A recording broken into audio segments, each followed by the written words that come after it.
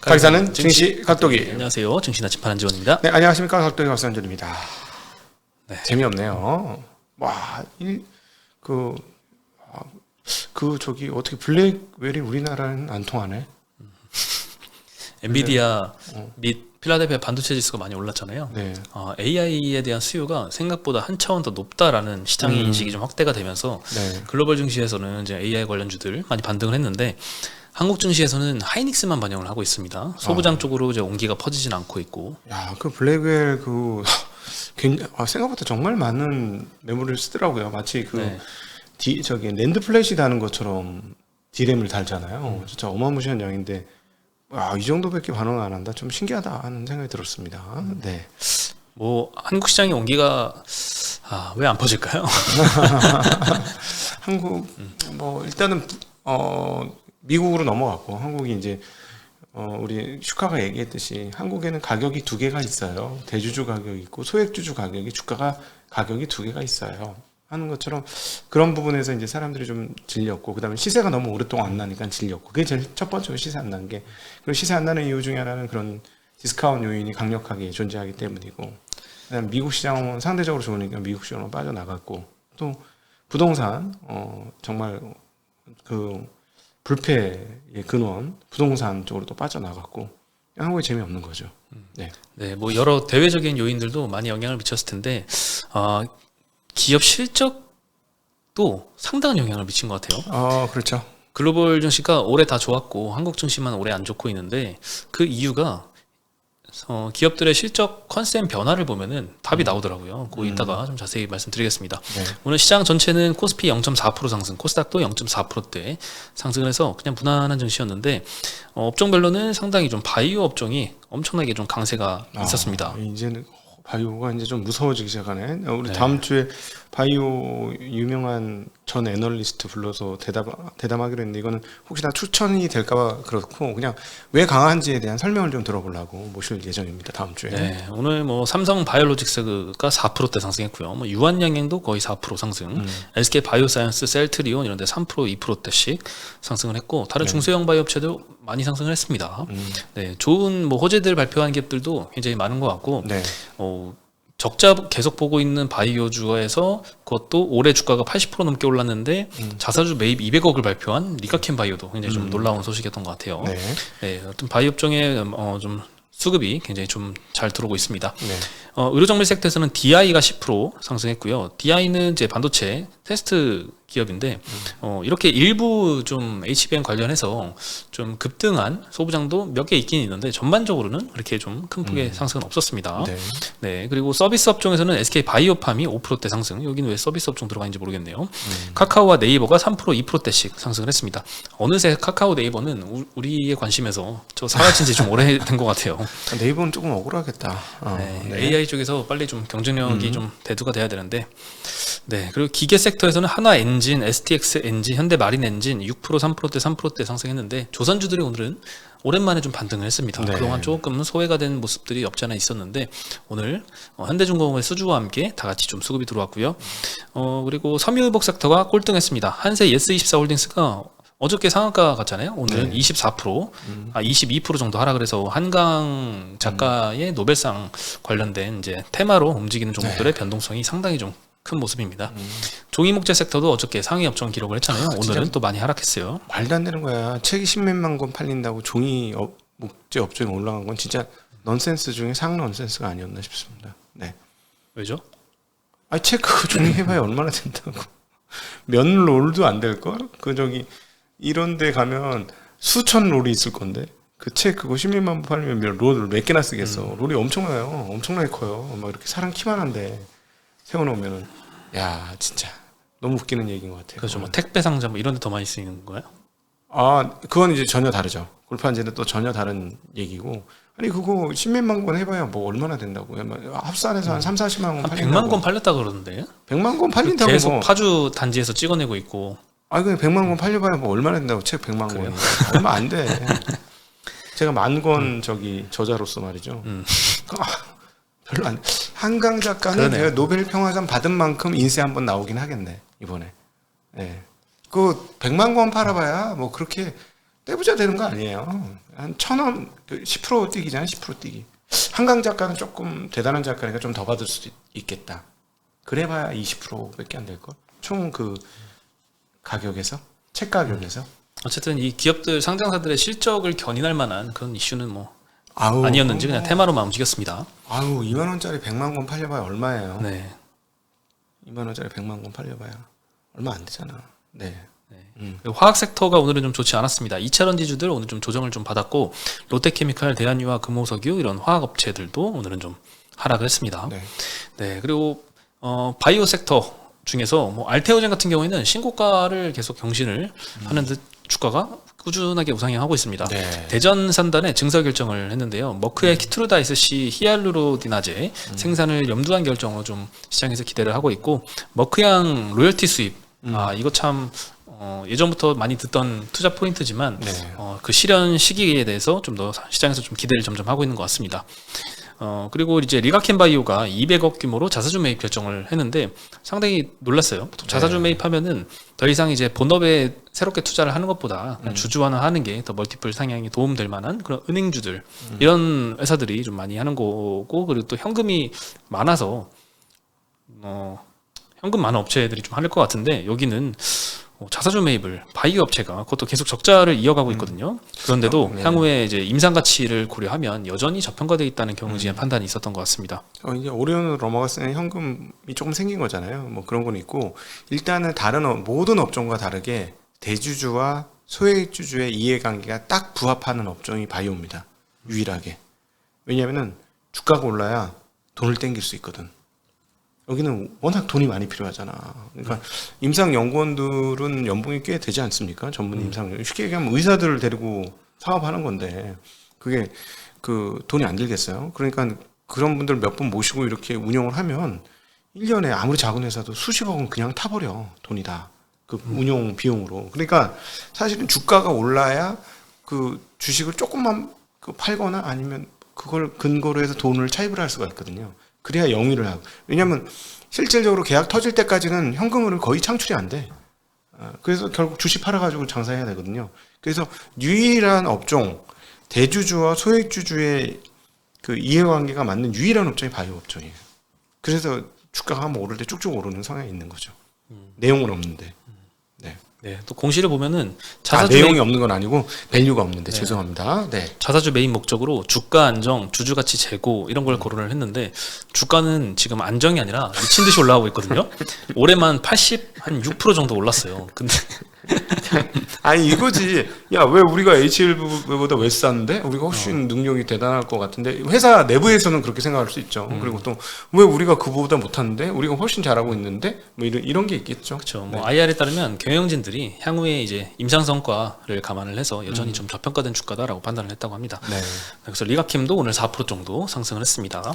만나보면 조금 이렇게 높게 생각하시긴 하는 것 같더라. 뭐 다들 자기 회사에 그런 뭐 바이오는 우리가 생각하는 것보다 좀 높아. 우리 회사 주가 적정가가 우리가 생각하는 것보다 많이 높아.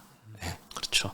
네. 그리고 조선주 오랜만에 좋았는데요. 현대중공업이 VLAC 암모니아 운반선을 두 척을 계약 체결을 했는데 3,400억 규모 네. 계약이었습니다. 27년 9월 인도 예정이고요. 중간지주사인 한국조선해양 기준으로 올해 수주가 연간 수주 목표의 140% 달성을 했습니다. 굉장히 좀 올해 수주가 좋았는데 그에 따라서 신조선가 지수도 190에 근접했습니다. 역대 최고치가 2008년 9월에 191.6인데 네. 거의 뭐 신고가까지 근접했습니다. 네. IBK증권에서는 최근에 이제 조선주가 주가가 잠깐 주춤했던 게 중국발 부양책 나오면서 원자재 가격이 올라가면 후판 가격이 올라가면 또 조선사 입장에서는 비용 증가 이슈 아닌가 이런 우려에 대해서도 지금 상황은 확실히 공급자 우위 시장이라서 그런 거 후판 가격 올라도 충분히 비용 전가 가능하다. 그리고 신조 성과가 하락할 여지가 굉장히 적다. 네. 2차 슈퍼사이클이 올 수도 있다. 이런 좋은 전망을 내놨습니다. 네. 네, 그리고 엔비디아는 6월 고점을 이미 돌파해서 신고가를 갔죠. 삼성증권에서 종가 기준으로. 네, 삼성증권에서 코멘트를 좀 했는데요. 일단 첫 번째 요인으로는 블랙웰 수요가 미친 듯이 좋다라고 하는 젠스랑 네. 발언에 대해서 시장이 좀 수긍을 한 것 같습니다. 네.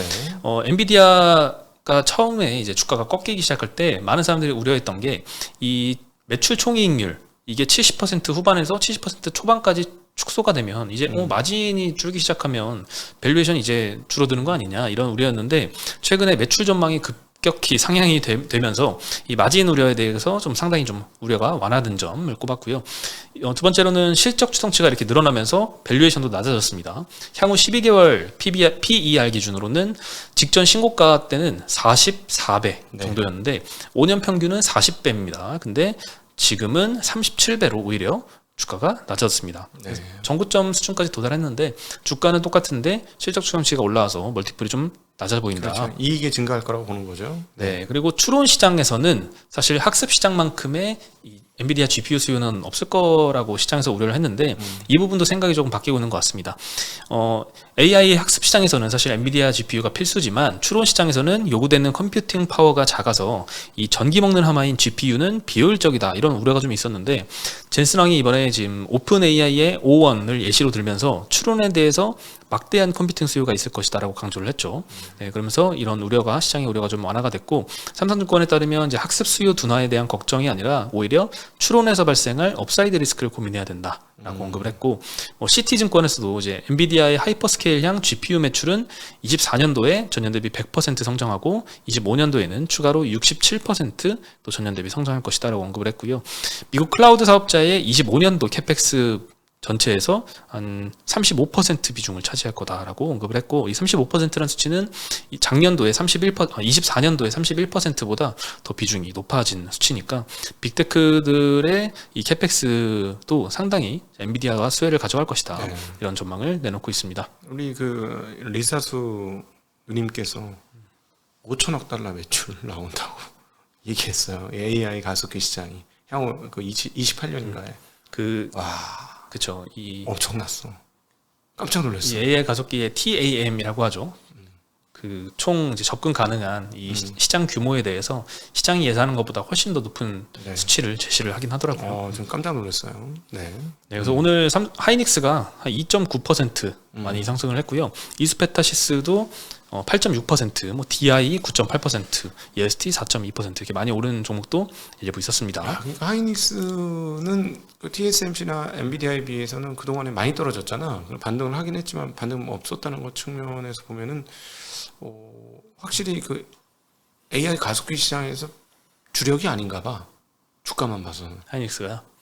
일단 그건 것 같아요. 하이닉스가 엔비디아만큼 못 올라가는 건 엔비디아는 경쟁자가 없다는 확신이 좀 시장에 있는 것 같고 AMD가 절대 못 따라온다 이런 확신이 있는 것 같은데 하이닉스는 아직 삼성전자가 좀 HBM에서 진입을 하면 조금 독점적 우위가 좀 떨어지지 않을까에 대한 우려가 아직은 좀 남아있기 때문에 반등이 좀 덜한 것 같긴 한데 시장에서 오늘 뉴스 도는 건 삼전 올해 안에 좀 만만치 않다는 뉴스가 돌았는데 사실은 지난번에 그 전영현 사장님 사과문에서 보면 그 내용들을 보면 이거 쉽지 않구나. 처음부터 다시 시작하겠습니다. 그다음 수성에 집중하지 않고 새로운 거를 기술을 열겠습니다 했던 게 나는 내 눈에는 그 대목이 수성에 집중하지 않고 얘네들이 수성하다 망했다고 느껴가지고 이제 새로운 거를 열심히 하겠구나. 그러면 하겠다는 거고 이제 근원이 안 된다는 건 D램 자체가 잘 못 만들어졌다는 거고 그다음 수성은 안 하고 새로운 사업을 하겠다는 건 HBM 새로 하겠다는 얘기구나. 난 그렇게 들리더라고.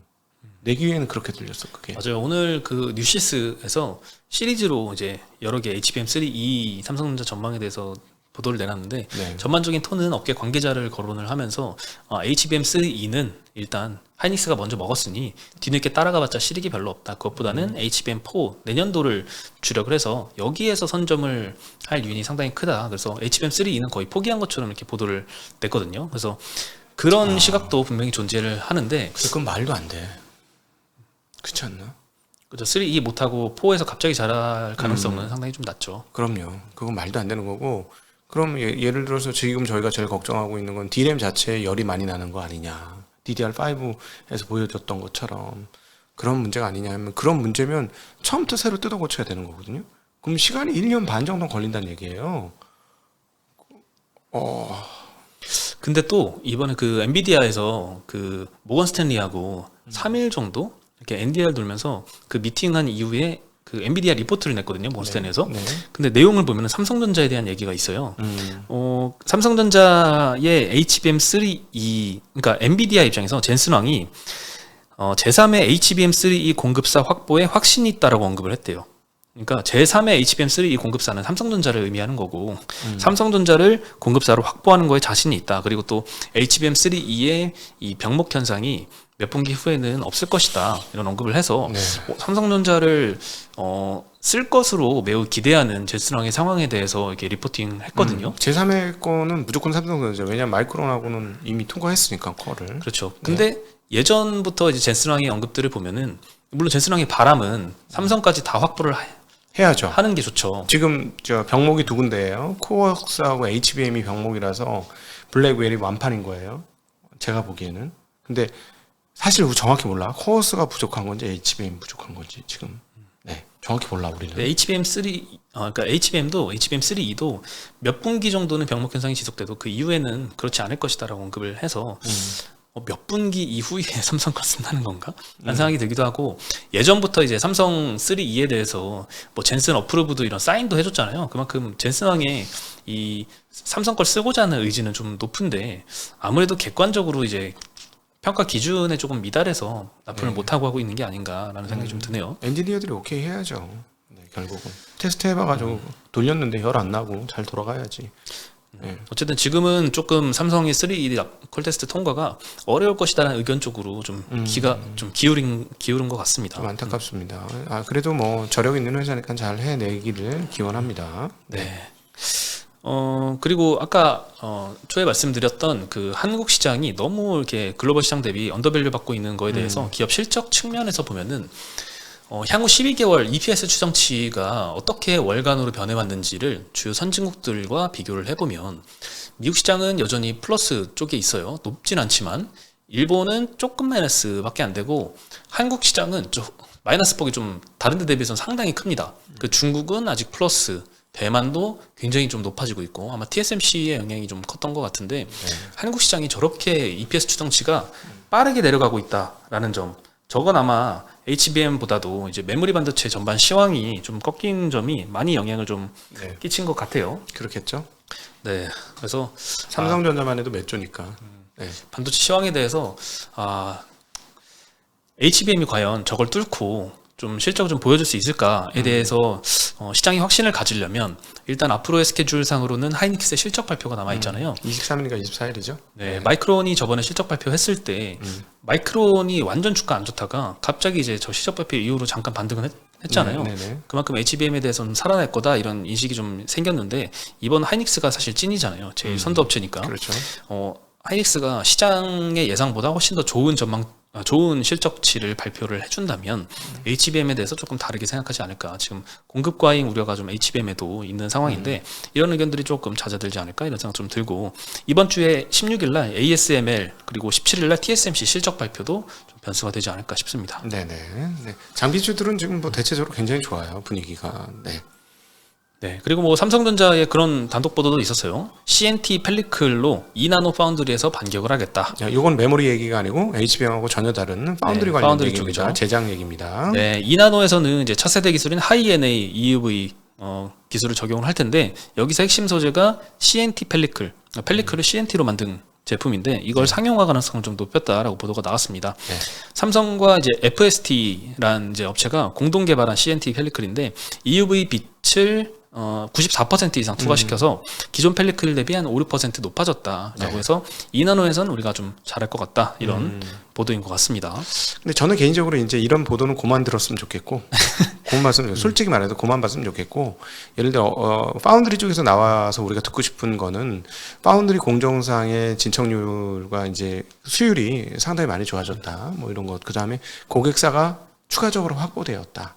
뭐 이런 뉴스를 듣고 싶어요. 그러니까 현장에 그 어떤 그 진짜 진척이 있는 물리적인 얘기를 듣고 싶지 더 이상 뭐 새마을 운동하는 것 같이 타이틀 땄습니다. 이 얘기는 타이틀 따면 뭐야? 내가 오직 했으면 자격증은 있는데 써먹질 못해.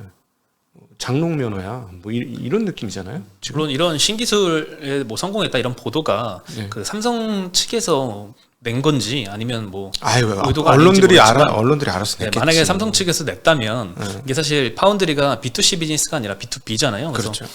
고객이 일반 소비자가 아니다 보니까 일반 소비자한테 어필하는 것보다는 고객사한테 어필해서 빨리 고객사 확보했다는 소식을 소비자한테 좀 들려줬으면 좋겠습니다. B2B 같은 B2C죠. 그죠? B2B인데 B2C죠. 왜냐면 고객사가 워낙 많으니까 수많은 다양한 고객사들을 맞춰서 맞춤형으로 만들어줘야 되는 거니까 하여튼 뭐 저는 일단 무조건 많이 해야 된다는 거예요. 무조건 많이. 예, 노는 라인이 있으면 안 된다. 지금 놀잖아. 불 껐다 하면서 콜드다운 했잖아. 콜드다운. 전력을 꺼버렸대요. 평택. 이건 심각한 문제예요. 네, 큰일입니다. 네.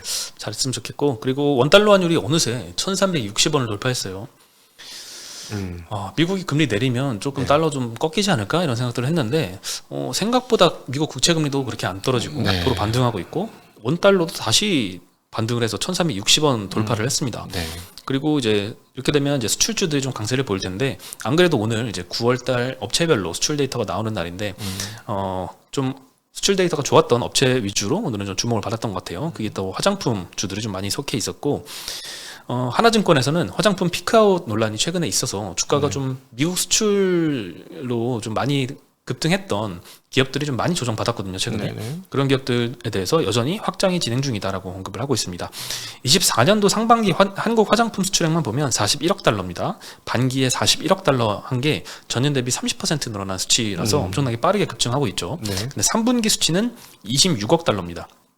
상반기에 41억 달러, 3분기에만 26억 달러 하면 네, 더 늘어났죠. 하반기에도 엄청나게 빠르게 좀 증가를 하고 있다는. 이 추세면 52억 달러 한다는 얘기니까. 그렇죠. 네. 네. 그리고 3분기만 해도 전년 대비 41% 증가했으니까 증가율 자체도 굉장히 많이 점프업 됐습니다. 상반기보다 좀 가팔라졌고 피크아웃이 아니라 시점 차이에서 비롯된 현상이다라고 분석을 했는데 2분기 때는 ODM 업체들의 실적이 좋았습니다. 코스맥스, 한국콜마 이런 업체들의 가이던스 상향도 좀 있었고 네. 납기 영향 때문에 인디 브랜드의 성장이 2분기에는 조금 더디게 보였는데 3분기부터는 판매, 유통 쪽 기업들 실적이 좋을 것이다라고 언급을 했습니다. 4분기까지 보면 미국, 일본 수출은 여전히 견조할 거고 유럽과 중동 지역으로도 성장세가 퍼져나갈 것이다 하면서 네. KBT의 성장이 계속될 것이다라고 언급을 하고 있습니다. 네, 그리고 뭐 화장품 업체들 중에는 파마리서치가 오늘 4.6% 올랐는데 9월 수출이 엄청나게 잘 나왔더라고요. 신고가예요. 네, 최고치를 경신을 해서 주가도 사상 최고치를 향해서 막 달려가고 있고 다른 뭐 실리콘2, CNC 인터내셔널, 코스메카 코리아 이런 데도 마찬가지로 오늘 좀 2에서 4% 사이로 상승을 했는데 그간에 좀 많이 떨어진 거에 대해서 좀 되돌림이 있었습니다. 네네. 네. 그리고 중동 불안이 조금 완화가 되면서 WTI가 많이 떨어졌는데 네. 네타냐후 이스라엘 총리에 따르면 10월 1일 미사일 공격에 대해서 이란에 대해서 보복을 할 건데 기존에는 석유 시설이나 핵 시설 이런 데 타겟팅할까라고 생각을 했지만 이거를 군사 시설로 제한하는데 동의를 했다라는 소식이 알려지면서 WTI도 떨어졌고 70불입니다. 엄청 떨어졌어요. 네. 어우. 제가 올 때가 70불이에요 벌써? 네, 71불 정도였던 것 같은데 더 떨어졌네요. 70.8. 네. 거의 뭐 4% 가까이 좀 떨어지고 네, 있고 4% 떨어졌습니다. 네, 또 오펙에서도 24년도, 25년도 세계 석유 수요 전망치를 3번 연속으로 하향을 했다는 소식도 유가 하락에 영향을 끼쳤습니다. 그 이유는 이제 중국의 석유 수요 예측치를 좀 하향 조정했다고 하네요. 뭐 부양책 최근에 발표했는데 생각보다 수요가 그렇게 늘진 않을 것이다 이렇게 생각을 하는 것 같아요. 네. 그래서 오늘 S-오일과 GS도 조금 떨어졌습니다. 네. 네, 오늘 소식은 여기까지입니다. 네, 힘내시길 빌겠습니다. 때가 오겠죠. 스프링을 용수철을 누르는 과정이라고 생각하도록 하겠습니다. 네, 희망을 찾아보자면 이때까지 한국 시장이 미국 시장이나 이제 글로벌 시장 대비 그 멀티플이 저평가된, 상대적으로 저평가된, 아주 크게 저평가된 게 한 3번 정도 최근에 있었는데 2018년도, 2022년도 그리고 지금.